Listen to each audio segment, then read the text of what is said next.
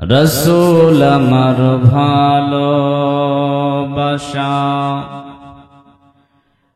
রসূল আমার আলো আশা, রসূল আমার প্রেম বিরহের মূল আলোচনা, রসূল আমার কাজে কর্মে অনুপ্রেরণা, রসূল আমার ভালোবাসা, রসূল আমার আলো আশা, রসূল আমার প্রেম বিরহের মূল আলোচনা, রসূল আমার কাজে কর্মে অনুপ্রেরণা। যখন দারুণ দুঃখ নামে আমার জীবন জোরে, বিপদ আপদ মুসিবতে মরি পরে পরে, তখন তোমার শৈশব কৈশোর দেয় যে সান্ত্বনা,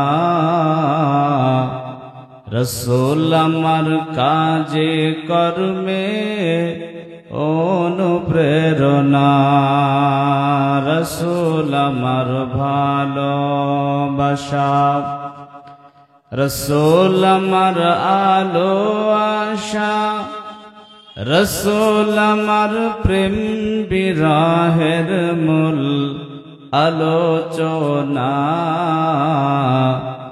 রসূল আমার কাজে কর্মে অনুপ্রেরণা। কত রকম রাজার নীতি প্রজার নীতি দেখলাম,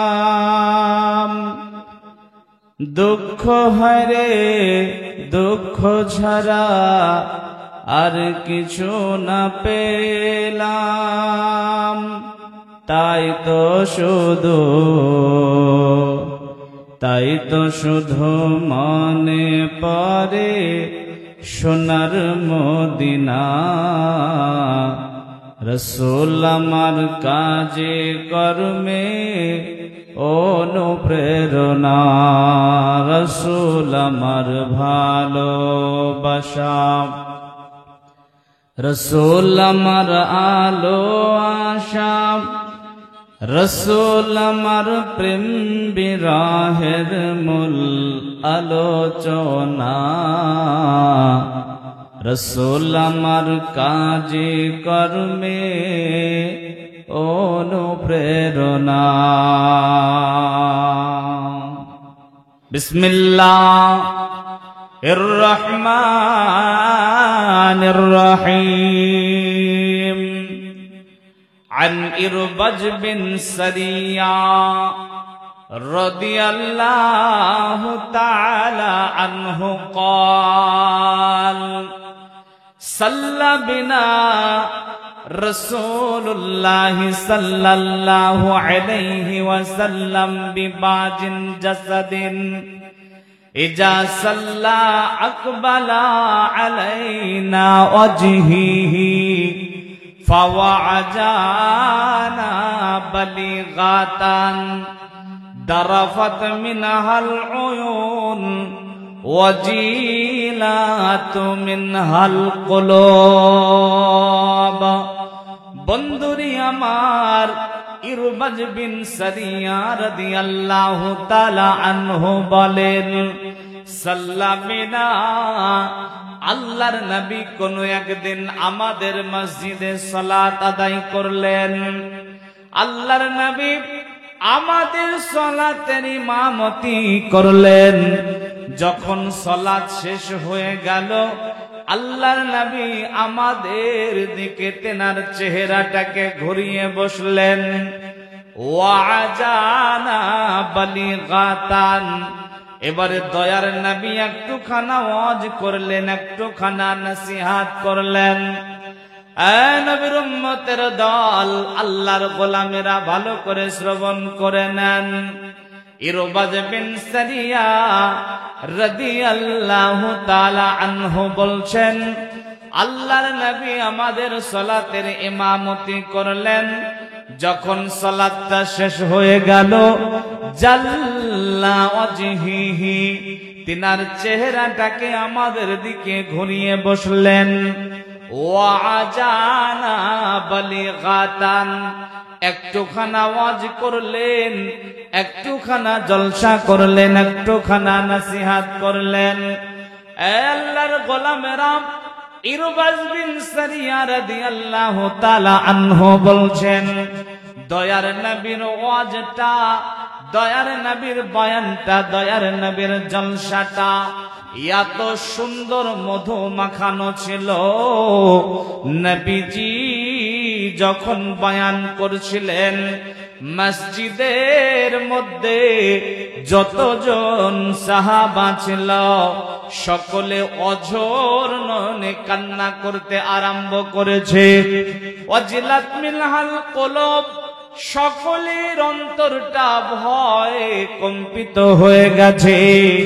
নবীজির বক্তব্য শুনে পুরো মসজিদে কান্নায় ভেঙ্গে পড়েছে।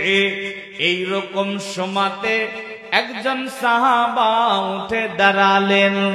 দাঁড়ানোর পরে বলছেন, দয়ার নবী গো, আপনার বক্তব্য জীবনে অনেক শ্রবণ করেছি, কিন্তু আজকে যখন আপনি বক্তব্য রাখছিলেন চোখের পানি আটকানোর বড় চেষ্টা করেছি, কিন্তু ও দয়ার নবী গো, মনে হচ্ছে যেন আপনার জীবনের শেষ বক্তব্য শুনছি, মনে হচ্ছে যেন আর কোনদিন আপনার বক্তব্য শুনতে পাবো না। অতএব দয়ার নবী গো, আপনি আমাদের কিছু ওসিয়াত করে যান। আল্লাহর নবী ওই সাহাবার কথা শুনে অনেক অনেক অনেকগুলো ওসিয়াত করলেন। আর যার সর্বপ্রথম ওসিয়তটা ছিল, তোমরা আল্লাহকে ভয় করবে। ভাইজান মাইক ম্যান ভাইজান, তাহলে আমার নবী তিনার সাহাবাদেরকে সব সময় বলতেন, আল্লাহকে ভয় করিও, আল্লাহকে ভয় করে জিন্দেগি যাপন করিও, রবের তাকওয়া তোমাদের হৃদয়ে রাখিও। এমনি করে আমার নবী তিনার সাহাবাদেরকে সব সময় উপদেশ দিয়েছেন। আপনাদেরকে একটা জিজ্ঞাসা করি, আনসার দেবেন। আমার নবী যেই জামানায় পৃথিবীর মাটিতে এসেছিলেন, বলেন তো জামানাটার নাম কি? বলতে পারবেন আপনারা? জামানাটার নাম জাহেলিয়াতের জামানা। কিসের জামানা? জাহেলিয়াতের জামানা, বর্বরতার জামানা, অজ্ঞতার জামানা। এই জামানায় বিশ্বনবী পৃথিবীর মাটিতে এলেন। বর্বরতার জামানা মানে সে জামানায় কি কেউ লেখাপড়া করেছিল না? জি, লেখাপড়া করেছিল। আবু জাহেল যার নাম, সে একজন কবি, মানে তারা শিক্ষিত ছিল, কিন্তু তাদের বোধগম্য ছিল না। নৈতিক জ্ঞান, মানবিক জ্ঞান, সামাজিক জ্ঞান, হিতাহিত জ্ঞান এইগুলো তাদের ছিল না। তাদের কাছে কোনো নারীর জন্ম হলে তারা সেই নারীটাকে জীবিতই পুঁতে দিত। এই বর্বরতার জামানায়, অন্ধকারের জামানায় বিশ্বনবী পৃথিবীর মাটিতে এলেন। এই মাল্লার ভাইরা, খুব ভালো করে বুঝতে হবে, এই জামানায় আসার পরে ওই জামানার এক অংশ কিছু মানুষকে আমার নবী পরিবর্তন করেছিলেন। যাদেরকে পরিবর্তন করেছিলেন তেনারা হলেন আমার নবীর সাহাবা, সাথী, সঙ্গী। যারা বর্বরতার জামানায় বর্বর ছিল, অজ্ঞ ছিল, জাহাল ছিল, তাদেরকে পরিবর্তন করেছিলেন। যারা বর্বরতার জামানায় বর্বর ছিল, জাহাল ছিল, তাদেরকে বিশ্বনবী পরিবর্তন করলেন।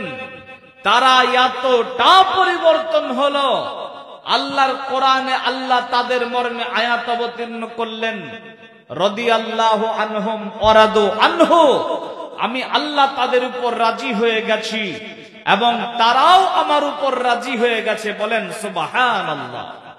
এতটা পরিবর্তন করেছিলেন কিসের মাধ্যমে?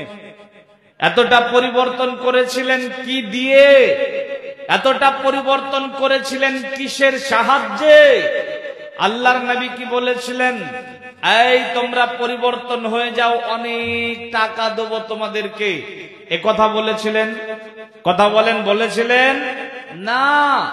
আল্লাহর নবী ক্ষমতার লালসা দেখিয়েছিলেন না। আল্লাহর নবী নারীর প্রলোভন দেখিয়েছিলেন? জি না। আল্লাহর নবী এইগুলা কিছুই করেননি। আল্লাহর নবী যার মাধ্যমে পরিবর্তন করেছিলেন তার নাম হচ্ছে রবের তাকওয়া, আল্লাহ ভীতি। তাদের হৃদয়ে আল্লাহর ভীতি, এই জিনিসটাকে প্রবেশ করাতে পেরেছিলেন।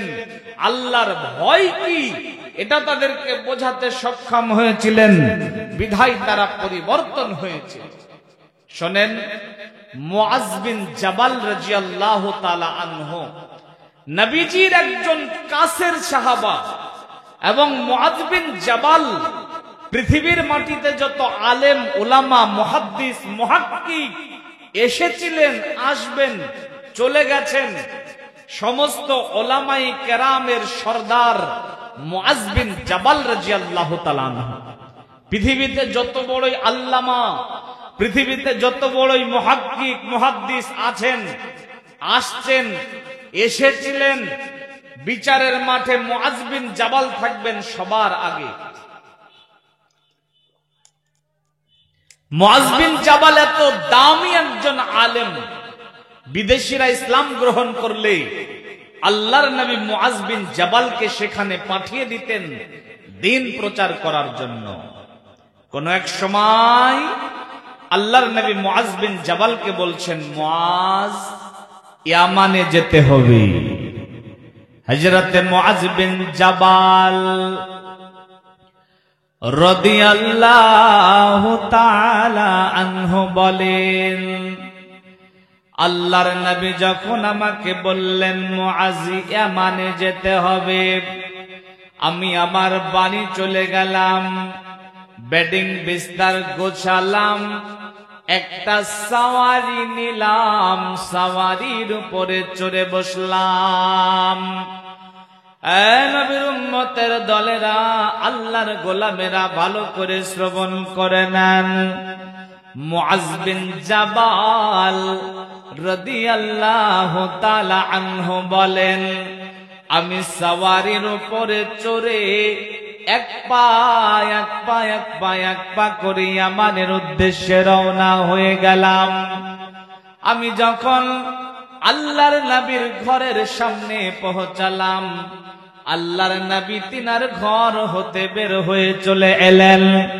মুআজ বিন জাবাল রাদিয়াল্লাহু তাআলা আনহু বলেন, আমি সাওয়ারির উপরে চড়ে আছি, এক পা করে যাচ্ছি, আর আল্লাহর নবীও আমার সঙ্গে এক পা করে যাচ্ছেন। আল্লাহর নবী আমাকে অনেকগুলো উপদেশ দিলেন, অনেকগুলো উপদেশ দিচ্ছেন, আমার সঙ্গে যাচ্ছেন। অনেকটা পথ হেঁটে হেঁটে আমার সঙ্গে গেলেন। যাওয়ার পরে বলছেন, মুআজ, এবারে তুমি চলে যাও। আল্লাহর নবী বলছেন, মুআজ শোনো, শোনো রে মুআজ, তুমি ইয়ামানে যাচ্ছ, যাও, কিন্তু যখন তুমি সেখান থেকে ফিরে আসবে, মুআজ শোনো, তোমার সঙ্গে মনে হয় আমার আর দেখা হবে না। মুআজ রে, তুমি আমার কবরের পাশ দিয়ে আর আমার মসজিদের পাশ দিয়ে মদিনাতে আসবে। এই কথা যখন আল্লাহর নবী বলেছেন, তখন মুআজ বিন জাবাল বাচ্চা ছেলের মতো কান্নায় ভেঙ্গে পড়েছেন। একবার নবীজির দিকে দেখেন, আর একবার মদিনার দিকে দেখেন, আর মনে মনে ভাবেন, হাই রে, নবী ছাড়া মদিনা কেমন লাগবে, নবীজির কবরের পাশ দিয়ে হেঁটে আসতে কেমন লাগবে। এই রকম করে তিনি ভাবছেন, আর বাচ্চা ছেলের মতো কান্নায় ভেঙ্গে পড়েছেন। হযরতে মুআজ বিন জাবাল কান্নায় যখন ভেঙ্গে পড়েছেন, আল্লাহর নবী বলেন, মুআজ কাঁদিও না। আল্লাহর নবী বলেন, মুআজ রে, কাঁদিও না, কাঁদিও না, কাঁদিও না, তোমার কান্নাটা তাকে থামাও। শোনো রে মুআজ, যতদিন পর্যন্ত তুমি দুনিয়াতে বাঁচবে, আল্লাহ তোমাকে যতদিন হায়াত দান করবে, মুআজ রে, তুমি আল্লাহকে ভয় করে জিন্দেগি যাপন করিও। রবের তাকওয়া তোমার হৃদয়ে রাখিও। যদি তুমি রবের তাকওয়া তোমার হৃদয়ে রাখতে পারো, যদি তোমার সঙ্গে আমার আর দেখা না হয়, মুআজ রে, তুমি আর আমি একসঙ্গে আল্লাহর জান্নাতে থাকব। আল্লাহর নবী বলছেন, মুআজ, আল্লাহকে ভয় করো, রবের তাকওয়া তোমার হৃদয়ে রাখো। যদি রবের তাকওয়া তোমার হৃদয়ে রাখতে পারো, তাহলে তুমি আর আমি একসঙ্গে রবের জান্নাতে থাকব। বলেন সুবহানাল্লাহ। অনেক মানুষ এখান থেকে চলে গেছেন, আপনারা এরপরেও অনেক মানুষ এখানে আছেন। ভাইজান, আপনারা কি বিরক্ত বিরক্ত ভাব মনে হচ্ছে? বিরক্ত হয়ে যাচ্ছেন নাকি? যাক, মাশাআল্লাহ, আপনারা যেই কজন আছেন মনোযোগ দিয়ে শোনেন। আলহামদুলিল্লাহ, আপনাদের মনোযোগ আমাকে বলতে সহযোগিতা করবে। বেরাদার, আল্লাহকে ভয় করে জিন্দেগি যাপন করতে হবে, এই উপদেশ নবী আমার সাহাবাদেরকে সব সময় এমনি করে দিয়েছে। শোনেন, যদি আপনি আল্লাহকে ভয় করে জিন্দেগি যাপন করেন, তাহলে আল্লাহ আপনার জন্য 4খানা উপহার রেখেছেন। কয়খানা? সবাই বলেন, কয়খানা? 4খানা। 1 নাম্বার, বিসমিল্লাহির রহমানির রহিম, জাযাউহুম ইনদা রাব্বিহিম জান্নাতু আদনিন তাজরি মিন তাহতিহাল আনহারু খালিদিনা ফিহা আবাদা রাদিয়াল্লাহু আনহুম ওয়া রাদু আনহু যালিকা লিমান খাশিয়া রাব্বা। 1 নাম্বার বদলা আমার আল্লাহ বলেন, তাদের বদলা রয়েছে আল্লাহর কাছে। বদলাটার নাম কি? জান্নাতু আদন, চিরস্থায়ী জান্নাত। তাজরি মিন তাহতিহাল আনহারু, যার তল দিয়ে নহর প্রবাহিত হবে। খালিদিনা ফিহা আবাদা, যেখানে একবার প্রবেশ করলে আর কোনদিনও বেরোতে হবে না, কোনদিন মওত হবে না, কোনদিন চেহারা নষ্ট হবে না, যৌবন শেষ হবে না। খালিদিনা ফিহা আবাদা, যেখানে চিরস্থায়ী ভাবে থাকবে। রাদিয়াল্লাহু আনহুম, আল্লাহ যেখানে সব সময় রাজি থাকবে। ওয়ারাদু আনহু, এবং তাদের প্রতি, এবং তারাও আল্লাহর প্রতি রাজি থাকবে। বন্ধুরে আমার, এই জান্নাতটা কার জন্য? আমার আল্লাহ বলেন, লিমান খাশিয়া রাব্বা, যেই ব্যক্তি আল্লাহকে ভয় করে জিন্দেগি যাপন করবে, রবের তাকওয়া হৃদয়ে রাখবে, আল্লাহর ভয়তে দিন কাটাবে, রাত কাটাবে, আল্লাহর ভয়ে জিন্দেগি যাপন করবে। আল্লাহর ভয়ে জিন্দেগি যাপন করনেওয়ালাদের জন্য 1 নাম্বার উপহার হলো এরা আল্লাহর জান্নাতের মেহমান হবে। 1 নাম্বার উপহার আপনারা একবার বলেন, 1 নাম্বার উপহার জান্নাত হবে। কি হবে ভাই? জান্নাত হবে, হবে না, হবেই, 100% গ্যারান্টি। আল্লাহকে ভয় করে জিন্দেগি যাপন করলে জান্নাত হবেই, 100% গ্যারান্টি। আপনাদের এলাকায় অনেক মানুষের বাড়িতে গায় আছে, গাভী, গাই, এগুলো আছে তো নাকি? কি বলেন আপনারা? গাই বলেন, গাভী বলেন, দুটাই বলেন। বলেন তো ভাই, আপনি একটা গাভীর ওলান থেকে দুগ্ধ দহন করলেন, গাভীর ওলান থেকে, বাঁট থেকে দুগ্ধ দহন করলেন। দুগ্ধটা একটা পাত্রে পড়লো, একটা বালতিতে পড়লো। যদি আপনাকে বলা হয় যে এই পাত্রের দুধটা আবার গাভীর ওলানে প্রবেশ করাতে হবে, এটা কি সম্ভব? কথা বলেন, সম্ভব? একটা গাভীর ওলান থেকে দুগ্ধ দহন করার পরে ওই দুগ্ধটা আবার গাভীর ওলানের মধ্যে প্রবেশ করানো যেমন অসম্ভব, ঠিক সেই রকম যেই ব্যক্তি আল্লাহকে ভয় করে জিন্দেগি যাপন করবে তার জাহান্নাম যাওয়া অসম্ভব। বলেন সুবহানাল্লাহ। নবী আমার বলেন, লা ইয়ালিদুন নার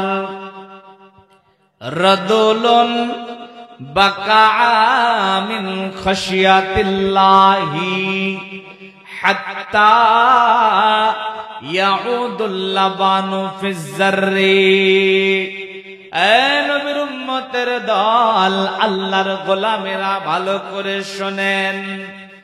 নবী আমার বলেন, লা ইয়ালিজুন নার, ওই ব্যক্তি জাহান্নাম যাবে না, যাবে না, যাবে না। লা ইয়ালিদুন নার, ওই ব্যক্তি জাহান্নাম যাবে না। ওই ব্যক্তি বলতে কি? বাকা মিন খাশিয়াতিল্লাহ, যেই ব্যক্তি আল্লাহকে ভয় করে জিন্দেগি যাপন করবে ওই ব্যক্তি জাহান্নাম যাবে না। ওই ব্যক্তির জাহান্নাম যাওয়া কত বড় অসম্ভব। হাত্তা ইয়াউদুল লাবানু ফিজ জাররি, যেমন করে একটা গাভীর ওলান থেকে দুগ্ধ দহন করার পরে ওই দুগ্ধটা আবার গাভীর ওলানের মধ্যে প্রবেশ করানো অসম্ভব। অতএব বন্ধুরে আমার, আল্লাহকে ভয় করে জিন্দেগি যাপন করলে, রবের তাকওয়া হৃদয়ে রাখলে আমার আল্লাহ 1 নাম্বার উপহার দেবেন। 1 নাম্বার উপহারটা হলো আল্লাহর জান্নাত হবে। আল্লাহর জান্নাত হবে। আল্লাহকে ভয় করে তাকওয়া অবলম্বন করে জিন্দেগি যাপন করলে, হৃদয়ে রবের তাকওয়া রাখলে আল্লাহর জান্নাত হবেই। 2 নাম্বার হলো হাসরের ময়দানে আরশের নিচে স্থান হবে। বলেন সুবহানাল্লাহ। ভাইজান, আমরা যে পৃথিবীতে বসবাস করছি, যেই পৃথিবীতে আমরা আছি, একদিন এই পৃথিবীটা সমূলে নিশ্চিহ্ন হয়ে যাবে। খুব ভালো করে বোঝার চেষ্টা করেন, পৃথিবী একদিন ধ্বংস হয়ে যাবে। আল্লাহ বলেন, ইজা সামাউন ফাতারাত, আসমানটা ভেঙে যাবে। ওয়াইদাল কাওয়াকিবুন তাসারাত, তারকা মণ্ডলী বিক্ষিপ্ত অবস্থায় ছিটকে পড়বে। ওয়াইদাল বিহারু ফুজ্জারাত, সমুদ্রে বিস্ফোরণ ঘটবে। ওয়াইদাল কুবুরু বুসরাত, কবরগুলোকে আল্লাহ খুলে দেবেন। পৃথিবী ধ্বংস হয়ে যাবে। পৃথিবী যখন ধ্বংস হয়ে যাবে, আল্লাহ রাব্বুল আলামিন আমাদেরকে একটা জায়গাতে জমা করবেন, একত্রিত করবেন। যেই জায়গাতে জমা করবেন তার নাম হচ্ছে হাসরের ময়দান। কিসের ময়দান? হাসরের ময়দান। ময়দানটা কেমন হবে? আমরা যে পৃথিবীতে থাকি এই যে ময়দান হবে? জি না। হাসরের ময়দানটা কেমন হবে? নবী আমার বলেন, ইউশারুন নাসু ইয়াউমাল কিয়ামাতি আলা আরদিন বাইদা আফরা কা কুরসাতিন নাকি। হাসরের ময়দানটা পুড়ে তামার মতো হয়ে থাকবে, নিচের জমিনটা পুড়ে তামার মতো হয়ে থাকবে, নিচের জমিনটা পুড়ে তামা। এটা হাসরের ময়দান। খাল বিল, উঁচু নিচু, পাহাড় পর্বত, নদী নালা, গাছপালা, তরু লতা কিচ্ছু থাকবে না, সমতল ভূমি। আবার এটা পুড়ে তামার মতো হয়ে থাকবে। মিকদার রাদিয়াল্লাহু তাআলা আনহু বলেন, নবী সাল্লাল্লাহু আলাইহি সাল্লাম বলেছেন, তুদনা শামসু ইয়াউমাল কিয়ামাতি মিনাল খালকি হাত্তা তাকুনা কা মিকদারে মাইল।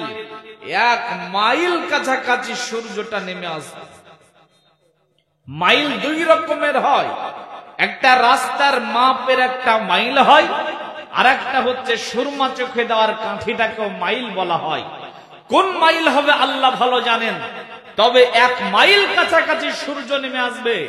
চিন্তা করেন নবীর উম্মত, নিচের জমিনটা পুড়ে তামা, সূর্যটা আবার 1 মাইল কাছাকাছি।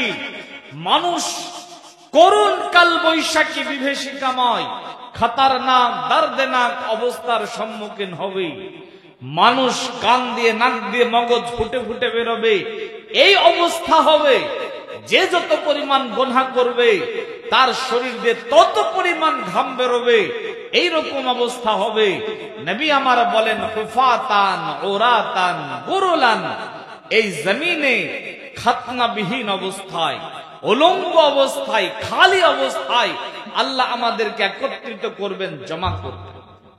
বেরাদারান মিল্লাত, এই হাসরের ময়দানে বাপ বেটাকে পরিচয় দেবে না, বেটা বাপকে পরিচয় দেবে না। আপনি যে স্ত্রীর জন্য এত কষ্ট করছেন, এই স্ত্রী আপনাকে দেখে পালাবে। আপনি আপনার সন্তানের জন্য হারাম হালাল একাকার করে দিয়েছেন, আপনার সন্তান আপনাকে দেখে পালাবে।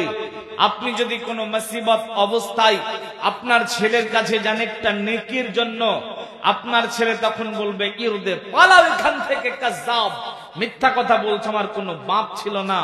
আপনি আপনার বেটাকে পরিচয় দেবেন না, আপনার স্ত্রীকে পরিচয় দেবেন না, আপনার মা আপনাকে পরিচয় দেবে না। এর নাম হাসরের ময়দান। দেখলেই পালাবে। পালানোর কোয়ালিটিটা কেমন হবে? আল্লাহর কোরআনে আল্লাহ ওটাও বলে দিয়েছেন। আল্লাহ বলেছেন আফিরু, আরবিতে ফাররা ইয়াফিরু এর তাফসীর হচ্ছে, আপনি ধরেন এই রাস্তা ধরে যাচ্ছেন, মিট না যাবেন, যেতে যেতে দেখলেন রাস্তার মধ্যে একটা ভয়ঙ্কর সাপ, অজাগর সাপ বসে আছে, অথবা একটা সিংহ বসে আছে, আপনাকে দেখে আপনাকে খাওয়ার জন্য আপনার দিকে আসছে। তো বাঘের ভয়ে, সিংহের ভয়ে, অজাগর সাপের ভয়ে মানুষ যেই রকম জান নিয়ে ছুটে পালায়, ওই পালানোটাকে আরবিতে বলা হয় ফাররা ইয়াফিরু। হাসরের ময়দানে আপনার ভাই আপনাকে দেখে ফিররু, আল্লাহ বলেছেন মা আপনাকে দেখে ফিররু। এইরকম ভাবে হিংস্র প্রাণীকে দেখে মানুষ যেমন ভয়ে পালায়, অমনি করে ছুটে মানুষ পালাবে। এর নাম হাসরের ময়দান। কেউ কাউকে সাহায্য করবে না, বাপ বেটাকে করবে না, বেটা বাপকে করবে না। নবীগণ সেদিন ইয়া নফসি ইয়া নফসি করবেন, ত্রাহি ত্রাহি করবেন। আদম আলাইহিস সালাম বলবেন ইয়া নফসি ইয়া নফসি, মূসা আলাইহিস সালাম বলবেন ইয়া নফসি ইয়া নফসি, ঈসা আলাইহিস সালাম বলবেন ইয়া নফসি ইয়া নফসি, নবীগণ বলবেন ইয়া নফসি ইয়া নফসি।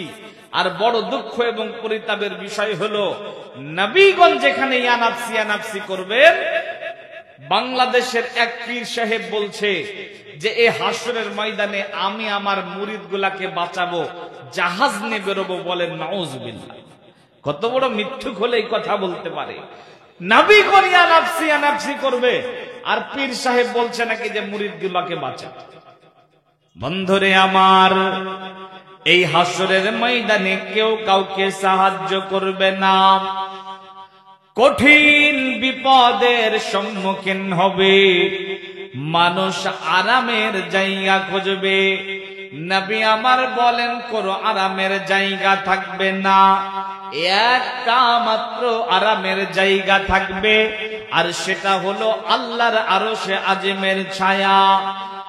মিটনার মানুষেরা, মালদার মানুষেরা, নবীর উম্মতের দলেরা ভালো করে শোনেন, আরশে আজিমের ছায়া তলে সবাই জায়গা পাবে না, 7 রকমের মানুষ জায়গা পাবে। এর মধ্যে একটি হলো রাজুলুন যাকারাল্লাহু খালিয়াতান ফাফাজাত আইনা, যেই ব্যক্তি দুনিয়াতে আল্লাহকে ভয় করে জিন্দেগি যাপন করেছে, গভীর রজনীতে উঠে গেছে, পৃথিবীর মানুষ যখন ঘুমিয়ে কাটিয়েছে, ওই মানুষটা সাজদাতে পড়ে 2 চোখের পানি ফেলে ফেলে কান্না করেছে, আল্লাহর ভয়তে দিন কাটিয়েছে, আল্লাহর ভয়তে রাত কাটিয়েছে, আল্লাহর ভয়তে সংসার করেছে, ব্যবসা করেছে, বাণিজ্য করেছে। আল্লাহর ভয় রেখে যেই ব্যক্তি জিন্দেগি যাপন করেছে, এই কঠিন হাসরের ময়দানে আরশের নিচে জায়গা পাবে। এটা হলো 2 নম্বরের উপহার। 3 নম্বরের উপহার, বিসমিল্লাহির রহমানির রহিম, ওমাই ইয়াতাওয়াক্কাল ওমাই ইয়াত্তাকুল্লাহা ইয়াজআল লাহু মাখরাজা ওয়া ইয়ারযুকুহু মিন হাইসু লা ইয়াহতাসিব। আল্লাহ বলেন, যদি আমাকে ভয় করে জিন্দেগি যাপন করতে পারো, যদি তোমাদের হৃদয়ে আমার তাকওয়া থাকে, আমার যদি ভয় থাকে, আমার আল্লাহ পরের আয়াতের প্রথম অংশে বলছেন, বান্দারে ইয়ারযুকুহু, আমি আল্লাহ তোমার রিজিকের বন্দোবস্ত করব। আল্লাহ বলেন, বান্দা কেমন রিজিকের বন্দোবস্ত করব শোনো, লিমান হাইসু লা ইয়াহতাসিব, যেই রিজিকের আশা তুমি কোনোদিনও করো নাই। অতএব বন্ধুরে, আল্লাহকে ভয় করে জিন্দেগি যাপন করলে আমার আল্লাহ আমাদের অজানা রিজিকের দায়িত্ব নেবে। আল্লাহ রিজিকের ব্যবস্থা করে দেবেন, যেন তেন বিষয় না, আল্লাহ রিজিকের ব্যবস্থা করবেন। রিজিক মানে আজকে পৃথিবীতে মানুষ যে যাই করুক না কেন,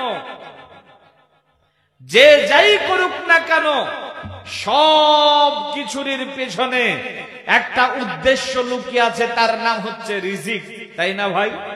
রিজিকের জন্য পৃথিবীতে মানুষ সবকিছু করে। সকালবেলাতে ওঠে, কেউ ঘাড়ে ব্যাগ নিয়ে অফিস আদালতে যায়, আবার কেউ ঘাড়ে কোদাল নিয়ে ক্ষেত খামারে যায়। উভয়ের একটাই উদ্দেশ্য, রিজিক। এই কথা বুঝতে পারছেন তো নাকি ভাই? উভয়ের একটা উদ্দেশ্য হচ্ছে রিজিক। রিজিকের জন্য মানুষ কি না করে দেখেন না। সকালবেলায় এই ঠান্ডার মধ্যে, ঠান্ডার সমাতে দেখবেন কিছু মানুষ চলে গেছে ঠান্ডা পানিতে নেমে মাছ ধরছে। এই মাছগুলোকে আবার ঠান্ডার মধ্যে কুয়াশা ঘেরা পৃথিবীতে ঠান্ডার মধ্যে দিয়ে যাচ্ছে বাজারে মাছগুলা বিক্রি করতে। যায় না? যায় না? যায়। এত কষ্ট কেন করছে? এর পিছনে একটাই উদ্দেশ্য, উদ্দেশ্যটা হচ্ছে রিজিক। দেখবেন সকালবেলাতে আপনাদের বাজারটাতে যাবেন, কেউ মুদিখানার দোকান, কেউ মিষ্টির দোকান, কেউ মনোহারীর দোকান, আপন আপন কারবার নিয়ে সবাই ব্যতিব্যস্ত। এই সব ব্যতিব্যস্তর পিছনে একটাই উদ্দেশ্য, তার নাম হচ্ছে রিজিক। রিজিকের জন্য মানুষ আজ কি না করে। আমি নদিয়াতে একটা জায়গাতে জলসা করতে গেলাম, খুব ভালো করে বোঝেন। জলসা করতে গেছি তো যেই বাড়িতে থাকতে দিয়েছে সে বাড়িওয়ালাকে বলছে একটু বাথরুম যাব। তখন উনি আমাকে বদনাতে করে পানি দিয়ে বলছে ওই যে মাঠে চলে যান। তখন আমি তো অবাক হলাম যে এই সমাজেও মানুষ মাঠে বাথরুম করে নাকি। তখন তিনি দুঃখ করে বলছেন, কি বলবো যে মৌলভী সাহেব, আমার পায়খানা প্রধান খেয়ে ফেলেছে, আমার পায়খানা প্রধান খেয়ে ফেলেছে। আমি তো গেলাম বড় চিন্তিত যে অত্র এলাকার প্রধান কি 4 পাওয়ালা না 2 পাওয়ালা? আরে পায়খানা তো খাই 4 পাওয়ালা, অত্র এলাকার প্রধান কি 4 পাওয়ালা নাকি যে পায়খানা খেলো? তখন উনি বলছেন, হুজুর আপনি যেটা ভাবছেন সেটা না, সরকার আমাকে একটা পায়খানা ঘর দিয়েছিল, ওই পায়খানা ঘরটা প্রধান খেয়ে ফেলেছে। তাহলে প্রধান পায়খানা খায় কেন? রিজিকের জন্য। রাস্তার কাজ এসেছে কয়েক কোটি টাকার, কয়েক লাখ টাকার কাজ করে বাকি সব কন্ট্রাক্টর খেয়ে ফেলেছে। এখন জাতি রাস্তা দিয়ে হাঁটে আর বলে, হারে কন্ট্রাক্টর তুই পাথর খেলি, খোয়া খেলি, রাস্তার বালি খেলি, বলে না বলে না? এ কথা বলেন, বলে না বলে না? বলে। তাহলে মানুষ পায়খানা খায়, সিমেন্ট খায়, বালি খায় কেন? রিজিকের জন্য। রিজিকের জন্য মানুষ কি না করে পৃথিবীতে। এই যে ট্রেনে আসছিলাম, আস্তে আস্তে দেখলাম যে ছেলেও না মেয়েও না, আবার মেয়ে সেজেছে, হাততালি মারছে আর বলছে টাকা দে। এরকম আপনারা দেখেছেন না? দেখেছেন তো নাকি? এদেরকে আমরা কি বলি? হিজড়া বলি। তা আমাদের এলাকায় একটা পুরুষ মানুষ, যেই পুরুষ মানুষটা বাড়িতে ছেলে আছে মেয়ে আছে, তারপরেও সে হিজড়া সেজে এখন ট্রেনে ওই আপনার টাকা চেয়ে বেড়ায়, পুরুষ মানুষ। এরপরে পুরুষত্বের জীবনকে সে পরিত্যাগ করে হিজড়া সেজেছে রিজিকের জন্য। আমি গত মাসের 26 তারিখ বাংলাদেশ আমার প্রথম সফর ছিল, 14 দিনের সফর। তো বর্ডার পাস করলাম, আমার সাথে সাথে ইন্ডিয়া থেকে 2টা ওই হিজড়া মুখান্নাস গুলা গেল। তো বর্ডার পার করার পর বাংলাদেশে যখন প্রবেশ করলাম, তখন দেখছি বাচ্চা বাচ্চা কয়েকটা ছেলে মেয়ে চলে এসেছে। আসার পর ওই হিজড়ার ব্যাগটাকে ধরেছে। এখন আমি জিজ্ঞাসা করছি যে এই ছেলে মেয়েগুলা কার? তখন সে বলছে এইগুলা আমারই ছেলে মেয়ে। আমি তো আশ্চর্য হলাম, ভাই তোমার অবস্থা এই, আবার ছেলে মেয়ে। তখন বলবো কি করব জি মৌলভী সাহেব, ব্যবসা বাণিজ্য তো নাই, এই কারণে এই পোশাক এই লিবাস নিতে হয়েছে।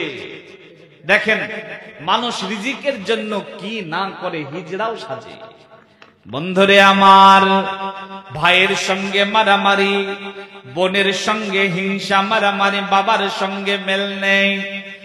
এই রকম করে পৃথিবীর মাটিতে মানুষ অনেক কিছু করে শুধুমাত্র রিজিকের জন্য। আমার আল্লাহ বলেন, বান্দারে ওয়ামাইয়াত্তাকুল্লাহ ইয়াজআল লাহু মাখরাজা। আল্লাহ বলেন, বান্দারে যদি আমাকে ভয় করে জিন্দেগি যাপন করো, যদি আমার তাকওয়া আমার ভয় তোমার হৃদয়ে একটু জায়গা করে দিতে পারো রে বান্দা, ইয়ারযুকুহু, আমি আল্লাহ তোমার রিজিকের বন্দোবস্ত করব। আল্লাহ বলেন, বান্দারে যেন তেন রিজিকের বন্দোবস্ত নাই। লিমান হাইসু লা ইয়াহতাসিব, যে রিজিকের আশা তুমি কোনদিন করো নাই। এরে নবীর উম্মতের দল, একটা পাখি তার বাসা থেকে সকাল বেলায় খালি পেটে বের হয়ে যায়, 2 ডানার উপরে ভর করে হাসতে হাসতে তার কিচির মিচির আওয়াজ করতে করতে বের হয়ে যায়। যখন বাসা থেকে বের হয় তখন ক্ষুধার্ত পেটে বের হয়। পাখি কি জানে তার রুজি কোথায় আছে? পাখি জানতো না তার রুজি কোথায় আছে। আমার আল্লাহ তাকে তার অজানা রিজিক খাইয়েছেন। আল্লাহ বলেন, বান্দা আমি আল্লাহ পাখি পশু প্রাণী এদেরকে যেমন রিজিক দিয়ে থাকি, ওই রকম ভাবে আমি আল্লাহ তোমাকে রিজিকের বন্দোবস্ত করব। তবে শর্ত হলো আমাকে ভয় করে জিন্দেগি যাপন করতে হবে, আমার তাকওয়া তোমার হৃদয়ে রাখতে হবে। আল্লাহকে ভয় করে জিন্দেগি যাপন করলে আমার আল্লাহ রিজিকের ব্যবস্থা করবে। এটা ৩ নাম্বার বললাম, আল্লাহকে ভয় করে জিন্দেগি যাপন করলে আল্লাহ রিজিক দেবেন। ৪ নাম্বার, ওমাইয়াত্তাকিল্লাহা ইয়াজআল লাহু মিন আমরিহি ইসরা। আল্লাহ বলছেন যদি আমাকে ভয় করে জিন্দেগি যাপন করো, আমি আল্লাহ তোমার বিপদকে আসান করে দেব, তোমার বিপদের সঙ্গী হয়ে যাব। বলেন সুবহানাল্লাহ। আল্লাহকে ভয় করে জিন্দেগি যাপন করলে আল্লাহ আপনার কাজকে সাহায্য করবেন, আল্লাহ আপনার বিপদের সাথী সঙ্গী হয়ে যাবেন। যদি আপনার হৃদয়ে রবের তাকওয়াটাকে লালন করতে পারেন, আল্লাহকে ভয় করতে পারেন, আল্লাহ ভীতি অর্জন করতে পারেন। হে নবীর উম্মত, আল্লাহকে ভয় করে জিন্দেগি যাপন করলে আল্লাহ বিপদের সঙ্গী হন। প্রমাণ পৃথিবীর মাটিতে আছে না নেই? কথা বলেন, আছে না নেই? আছে। ভুলে গেলে হবে না, ইতিহাস মনে রাখতে হবে। ওই যে বনি ইসরাইলের জামানায় ৩ জন যুবক ঘুরতে ঘুরতে অনেক দূরে চলে গেছিল। ঝড় বৃষ্টির আশঙ্কায় পাহাড়ের একটা গুহাতে আশ্রয় নিয়েছিল। যখন পাহাড়ের গুহার মধ্যে তারা গেছে, একটা বড় পাথরগুলা গড়তে গড়তে গড়তে এসে গুহার মুখটাকে অবরোধ করে দিয়েছে। ওরা গুহার মধ্যে আটকা পড়েছে। এখন কি করে বেরোবে সেখান থেকে? হাজার চেষ্টা প্রচেষ্টার পর যখন বেরোতে পারল না, তখন তারা সিদ্ধান্ত নিল নিজের জীবনের ভালো কাজ কিছু স্মরণ করে আল্লাহকে বলবে, আল্লাহ তাদেরকে সাহায্য করবেন। তো ওই ৩ জন যুবকের মধ্যে ২ নাম্বার যুবক কি বলেছিলেন? ২ নাম্বার যুবক বলেছিলেন, আল্লাহ, আমার একটা চাচাতো বোন ছিল। পৃথিবীর পুরুষেরা মহিলাদেরকে ভালোবাসে ঠিকই, কিন্তু আমি আমার চাচাতো বোনকে যতটা ভালোবাসতাম, পৃথিবীর কোন পুরুষ কোন মহিলাকে এতটা ভালোবাসতো না। দয়াল আল্লাহ, তুমি তো জানো আমি আমার চাচাতো বোনের কাছে একদিন গেলাম, আমার মনের ভালোবাসাটাকে প্রকাশ করে দেব, আমি তাকে কুপ্রস্তাব দেব। সেই কারণে আমি যাওয়ার পরে আমার চাচাতো বোনকে যখন কুকর্মের প্রস্তাব দিলাম, আল্লাহ ওয়ালি চাচাতো বোন আমার প্রস্তাবে রাজি হলো না, আমাকে নিরাশ করে সেখান থেকে ফেরত দিল। আমি তার কাছ থেকে নিরাশ হয়ে ফেরত এসেছি ঠিকই, কিন্তু আমার ভালোবাসা তার উপরে একটুকুও কমে নাই। আমি একই রকম ভাবে তাকে ভালোবেসে গেছি। এরপরে কিছুদিন পরে দেশের মধ্যে কাহাসালি ওয়াবামি দুর্ভিক্ষ দেখা দিল। আমার চাচাতো বোন আমার কাছে এসে কিছু অর্থ আমার কাছে ধার চাইলো, 100টা স্বর্ণের দিরহাম ধার চাইলো। আমি তাকে দিতে রাজি হলাম ঠিকই, কিন্তু শর্ত করে নিলাম আমার সঙ্গে কুকর্ম করতে হবে। দয়াল আল্লাহ, তুমি তো জানো অভাবের তাড়নায় আমার চাচাতো বোন রাজি হয়ে গেল। আল্লাহ গো, আমি যখন তাকে 100টা দিরহাম দিতে রাজি হয়েছি, এই সময়তে আমার কাছে একটাও স্বর্ণের দিরহাম ছিল না। আমি অতি কষ্ট করে 100টা স্বর্ণের দিরহাম জোগাড় করলাম। জোগাড় করার পরে আমার চাচাতো বোনের হাতে দিয়ে দিলাম। আমার চাচাতো বোন শর্ত মোতাবিক আমার সঙ্গে আড়ালে নির্জনে একটা ঘরে দেখা করলো।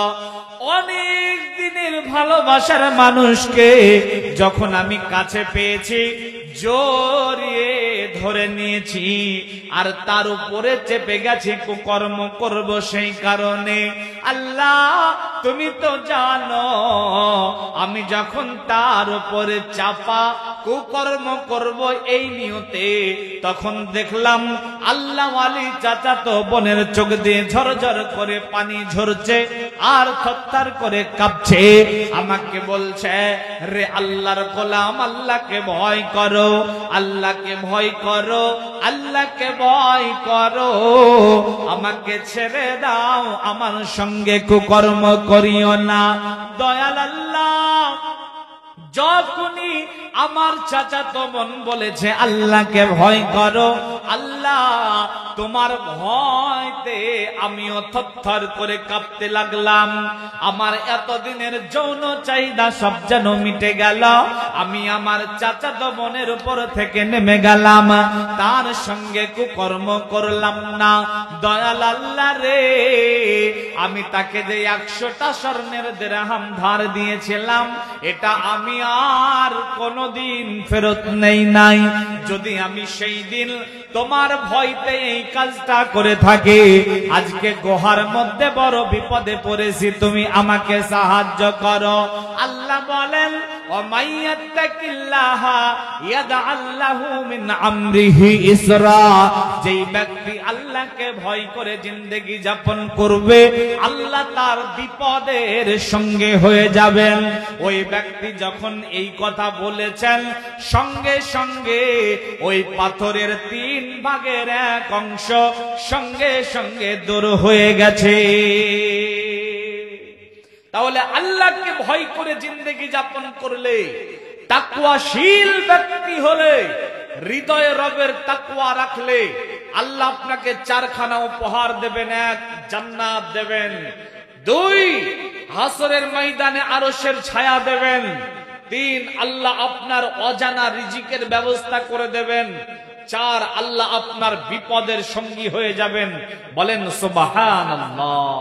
তাহলে আল্লাহকে ভয় করে জিন্দেগি যাপন করতে হবে না, হবে না? কথা বলেন, হবে না, হবে না? আজকে কি আমরা আল্লাহকে ভয় করে জিন্দেগি যাপন করি? ভাইজান, আমরা কি আল্লাহকে ভয় করে জিন্দেগি যাপন করি? এখানে যারা সামনে বসে আছেন, একটুখানা পরীক্ষা করি, দেখেন আমরা কতটুকু আল্লাহকে ভয় করি।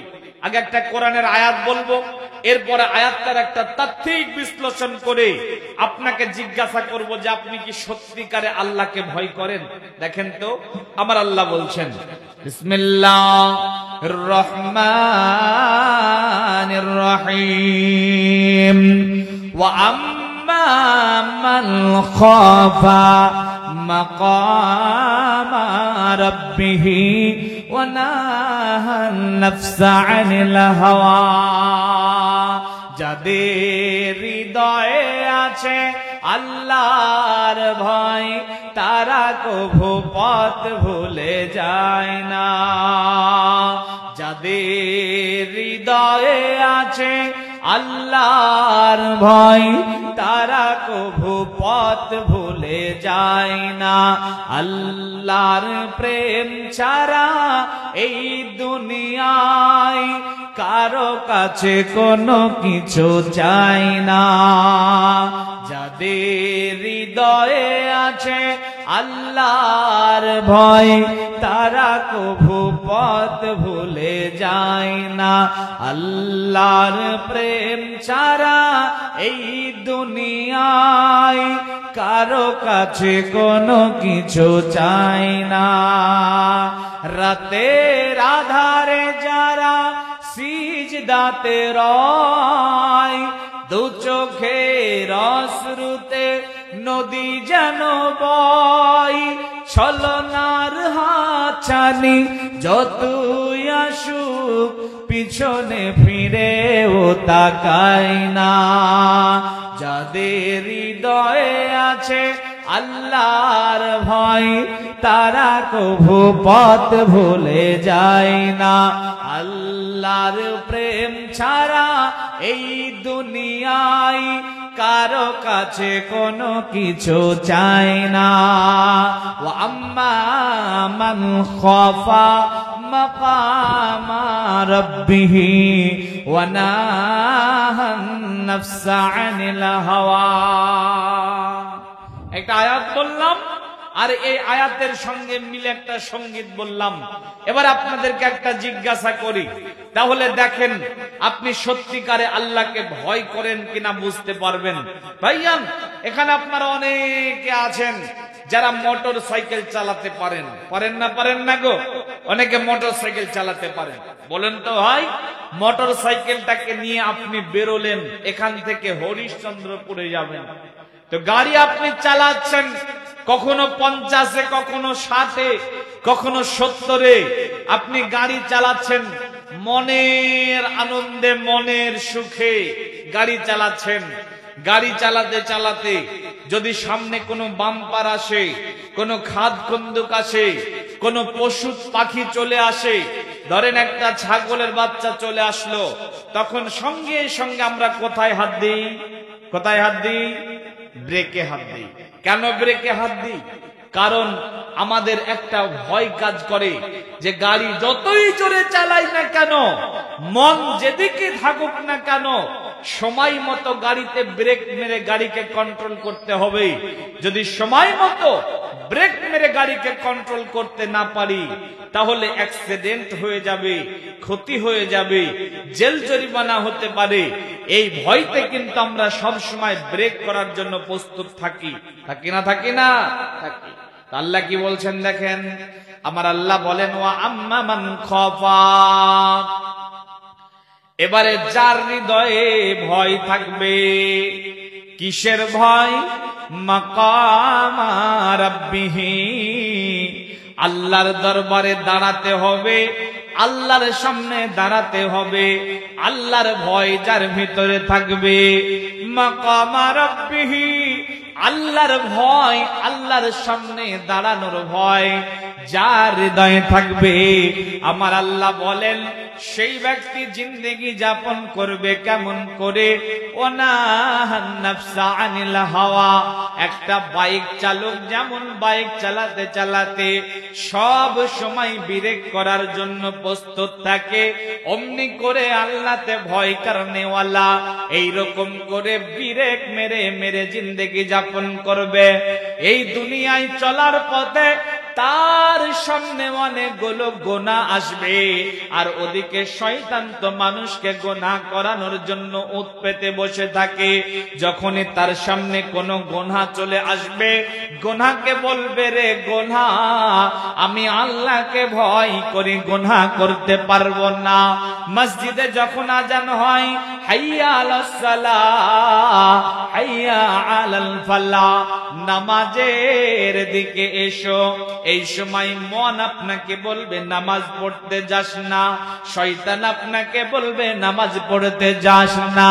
এরে নবীর উম্মতির দল, যদি আপনার হৃদয়ে সত্যিকারের আল্লাহর ভয় থেকে থাকে, আপনি মনকে বলবেন রে মন, আজকে গোনা করলাম, নামাজ পড়লাম না, গোনা করলাম ঠিক আছে, কিন্তু আল্লাহর সামনে দাঁড়িয়ে কি জবাব দেব? অতএব গোনা করতে পারবো না, মসজিদে দৌড়িয়ে চলে যাবে।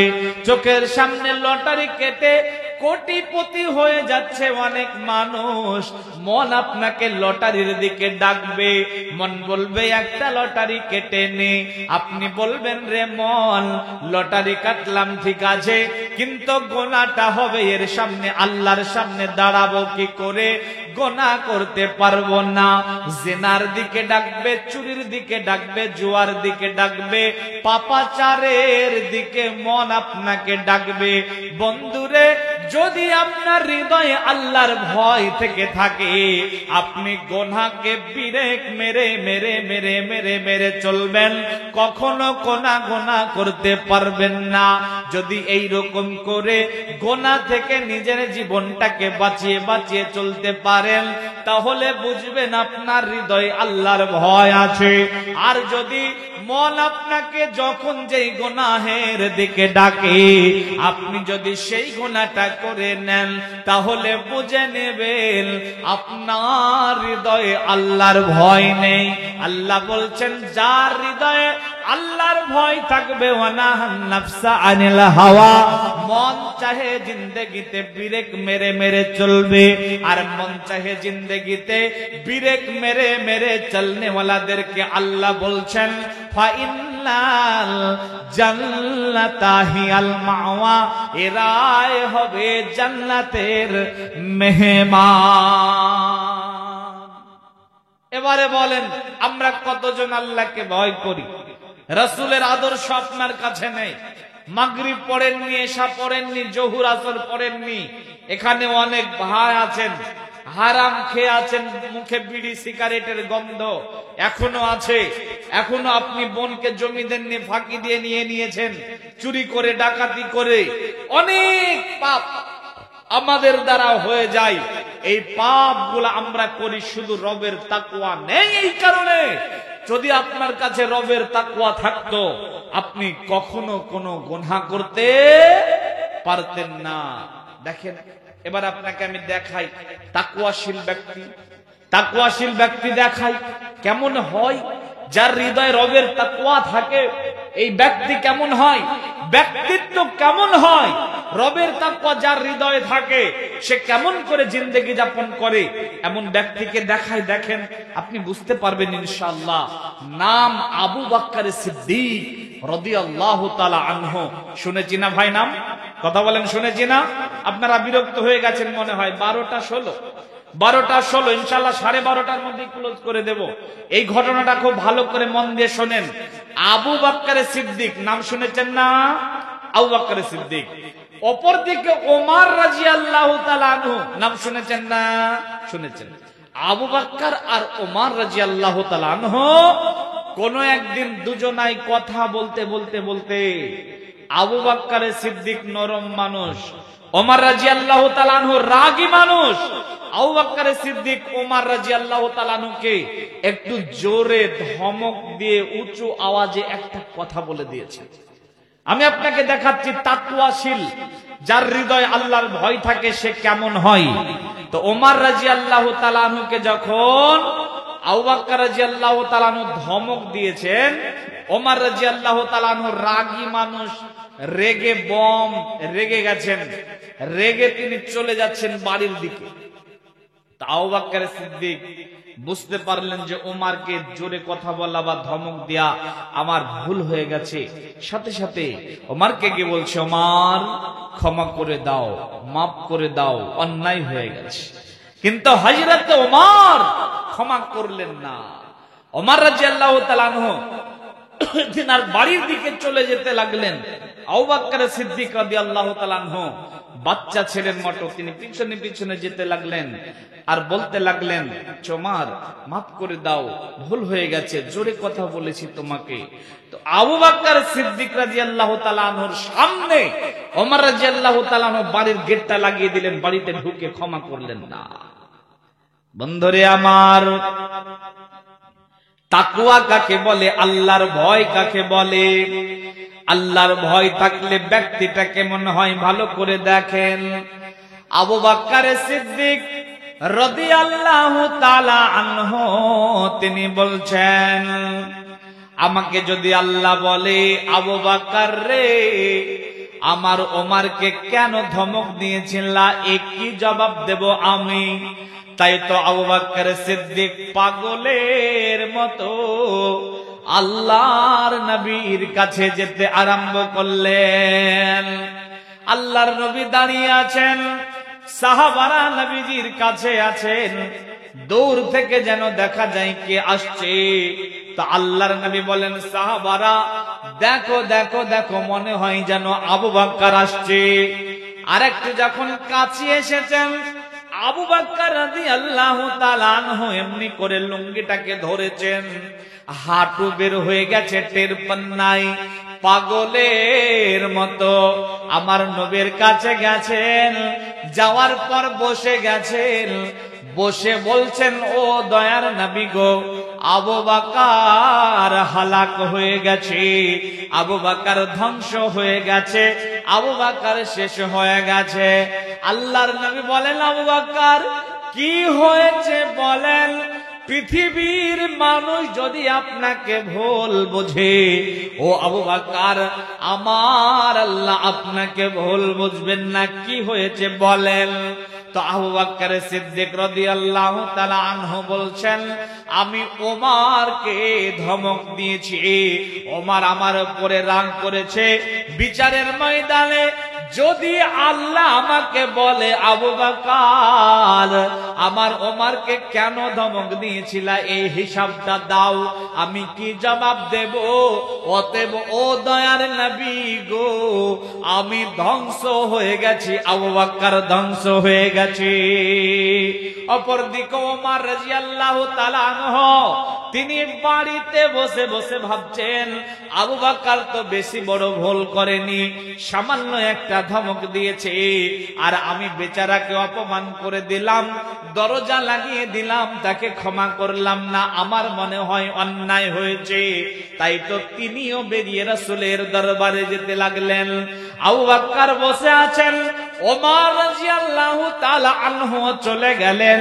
ওমর রাদিয়াল্লাহু তাআলা আনহু ওইখানে দাঁড়িয়ে, আবু বকর রাদিয়াল্লাহু তাআলা আনহু এইখানে দাঁড়িয়ে, দুজনাই কান্নায় ভেঙ্গে পড়েছে, দুজনার দিকে তাকাচ্ছে আর কান্নায় ভেঙ্গে পড়েছে। আল্লাহর নবী বলেন, ওমর, যখন আমি 70 দিনের দাওয়াত নিয়ে তোমাদের কাছে গেছিলাম, তোমরা আমাকে মারতে এসেছিলে, কাটতে এসেছিলে, কিন্তু আমার আবু বকর সঙ্গে সঙ্গে আমাকে মেনে নিয়েছিল। আমার খাতিরে তো তুমি তাকে ক্ষমা করে দিতে পারতে, কেন তুমি আমার আবু বকরকে কষ্ট দিলে? এদিকে আবু বকর কান্না করে, ওদিকে ওমর কান্না করে। আল্লাহর নবী দুজনার সঙ্গে মীমাংসা করে দিলেন। এরাই হলো তাকওয়াশীল ব্যক্তি, আর এটাই হলো রবের তাকওয়ার বহিঃপ্রকাশ। সামান্য একটুকু অন্যায়, সামান্য একটুকু ভুল, একটা ধমক দিয়েছে, এর চাইতে আর কিছু না। এইটুকু অন্যায় করে আবু বকর সিদ্দিক বেচার বেকল হয়ে পড়েছেন। না জানি কি হয়, আল্লাহ আমাকে জবাবদিহি করলে কি আনসার দেব। দেখেন, এই সামান্য গুনাহ করে তিনারা পাগল পারা হয়ে গেছেন। আর আজকে আমরা হাজারো লাখো কোটি গুনাহ করি। আমাদের জীবনে এমন কিছু গুনাহ আছে, আমাদের গুনাহের খবর যদি আমাদের বাপ জানতো, সন্তান বলে পরিচয় দিত না। আমাদের গুনাহের খবর আমাদের সন্তানেরা জানলে বাপ বলতো না। আমাদের গুনাহের খবর আমাদের স্ত্রীরা জানলে সংসার করতে ঘৃণা করত। পাড়া প্রতিবেশী জানলে গায়ের সঙ্গে গা লাগাতো না। গুনাহের গন্ধ থাকলে পৃথিবী ভরে যেত গন্ধে। এত গুনাহ করি, তারপরে নির্দ্বিধায় জিন্দেগি যাপন করি, শুধুমাত্র রবের তাকওয়া নেই এই কারণে। যদি রবের তাকওয়া থাকতো, আমরা কখনো গুনাহ করতে পারতাম না। আর যদি কখনো কোনো গুনাহ হয়ে যেত, সঙ্গে সঙ্গে আমরা সাজদায় লুটিয়ে পড়ে দু চোখের পানি ফেলে রবের কাছ থেকে ক্ষমা চেয়ে নিতাম। শুধু তাকওয়া নেই এই কারণে। যার জন্য প্রিয় ভাইরা, যারা পরিবর্তন হতে পারেন না বলেন, যারা মসজিদমুখী হতে পারেন না বলেন, তারা তাকওয়া অর্জন করুন, আল্লাহকে ভয় করুন, আল্লাহ ভীতি অর্জন করুন। যদি আল্লাহ ভীতি অর্জন করতে পারেন, অটোমেটিক পরিবর্তন হয়ে যাবেন। রব যেন তাকওয়া অর্জন করার তৌফিক এনায়েত করেন, বলেন আল্লাহুম্মা আমিন।